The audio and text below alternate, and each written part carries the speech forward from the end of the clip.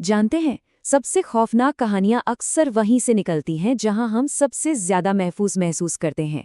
आज हम पेंसिल्वेनिया के कुछ ऐसे ही अनसुलझे मामलों की पड़ताल करेंगे जो आज भी लोगों के जहन में जिंदा हैं। और यही बात इन सारे अपराधों को और भी ज्यादा डरावना बना देती है। कैसे हमारी जानी पहचानी रोजमर्रा की दुनिया में सुरक्षा का वो एहसास एक झटके में टूट जाता है। तो चलिए हमारी लिस्ट शुरू करते हैं। नंबर 5 पर है एक ऐसा मामला जो एक शांत से स्टेट पार्क में हुआ, जहां एक आम सा दिन अचानक खौफ में बदल गया। मिलिए रिबेका राइट और क्लॉडिया ब्रेनर से। ये एक कपल थे जो बस एक खूबसूरत दिन का मजा ले रहे थे, हाइकिंग पर निकले थे। सोचिए, मौसम एकदम साफ, माहौल बिल्कुल शांत। इस हमले की सबसे ज्यादा दिल दहला देने वाली बात पता है क्या थी? इसका अचानक होना और इसकी खामोशी। कोई चेतावनी नहीं, कोई मांग नहीं, कुछ भी नहीं। हमलावर ने बस गोली चलाई और जैसे आया था वैसे ही वापस अंधेरे में गायब हो गया। और देखिए, यहाँ मकसद कोई पर्सनल दुश्मनी नहीं थी। कातिल स्टीवन रॉय कार का इन लोगों से कोई लेना देना नहीं था। उसकी नफरत वो महिलाओं और लेस्बियंस के खिलाफ थी। ये एक वैचारिक नफरत थी जिसने इस हिंसा को एक ही वक्त में सोची समझी और बेतरतीब दोनों बना दिया। और यही बात इसे और भी ज्यादा बेचैन कर देती है। लेकिन ये सिलसिला यहीं खत्म नहीं होता।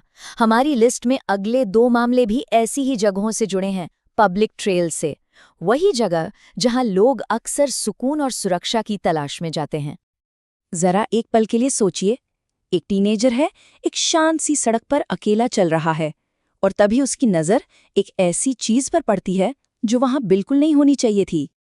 पुलिस के लिए सबसे हैरान करने वाली बात यह थी कि सिर को बाकायदा प्रोफेशनली प्रिजर्व किया गया था, एम्बाल्म किया गया था।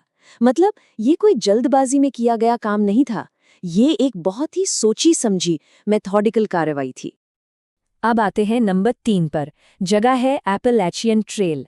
यहाँ हाइकर्स मॉली लारू और जेफ हुड, जो रास्ते में ही दोस्त बने थे, रात बिताने के लिए एक शेल्टर में रुकते हैं। देखिए, हाइकर्स के लिए ये शेल्टर्स एक तरह से सेफ जोन माने जाते हैं। ये हमला इतना खौफनाक इसलिए था क्योंकि इसने हाइकर्स के बीच के उस भरोसे को तोड़ दिया, उस अलिखित नियम को तोड़ दिया कि वो एक दूसरे के लिए सुरक्षित हैं।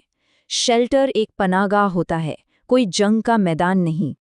किसी ने बहुत सही कहा था, पगडंडी तो वही रही, लेकिन लोगों के उस पे चलने का तरीका हमेशा के लिए बदल गया। इस एक घटना ने उस पूरे कम्युनिटी में सुरक्षा के एहसास को खत्म कर दिया।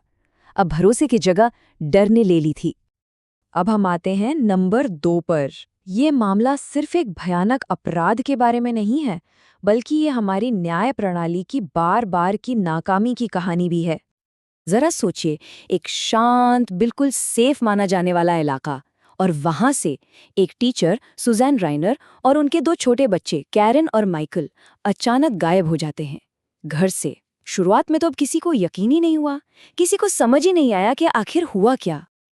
और यहीं से इस केस की अजीबो-गरीब और बेहद फ्रस्ट्रेटिंग कानूनी कहानी शुरू होती है।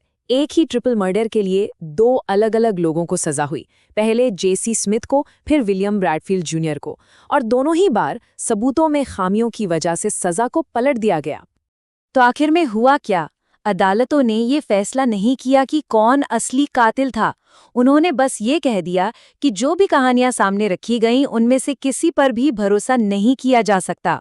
नतीजा, 3 लोगों की हत्या हुई और आज तक कोई भी इसके लिए जवाबदेह नहीं है, जैसे न्याय प्रणाली ने अपने हाथ ही खड़े कर दिए हों। और अब नंबर 1, वो केस जो सबसे ज्यादा बेचैन कर देने वाला है। ये कहानी है एक ऐसे अपराध की जिसे सिर्फ किसी के जान लेने के लिए नहीं, बल्कि उसकी पहचान को, उसकी वजूद को ही मिटा देने के लिए अंजाम दिया गया था। कहानी शुरू होती है फिलाडेल्फिया में 11 जुलाई 1972 को। 17 साल की डोलोरेस डेलोपेना एक छोटे से काम के लिए घर से निकलती है और फिर कभी वापस नहीं लौटती। पहले तो सबको लगा कि शायद घर से भागी है, जैसा कि अक्सर टीनेजर्स के केस में होता है। लेकिन कुछ ही हफ्तों में ये साफ हो गया कि मामला बहुत ज्यादा संगीन है। जिस तरीके से बॉडी के टुकड़े मिले वो बहुत खौफनाक था। हाथ मिले दक्षिणी न्यू जर्सी में, उंगलियों के निशान मिटा दिए गए थे। धड़ मिला वहां से मीलों दूर, और सिर, वो तो कभी मिला ही नहीं। ये सब कुछ साफ साफ इशारा कर रहा था कि कातिल जानबूझकर पुलिस की जांच को मुश्किल बनाना चाहता था। मतलब साफ है, कातिल ने जो कुछ भी किया वो सिर्फ गुस्से या हिंसा में नहीं किया था। ये सब कुछ बहुत सोचा समझा था, ताकि डोलोरेस की पहचान कभी ना हो सके, ताकि उसके शरीर को कभी जोड़ा न जा सके, ताकि ये केस हमेशा हमेशा के लिए अधूरा रह जाए। तो इन सभी खौफनाक मामलों को देखने के बाद एक बात साफ नजर आती है, एक धागा है जो इन सबको जोड़ता है, वो है अनगिनत सवाल और न्याय की एक अधूरी तलाश।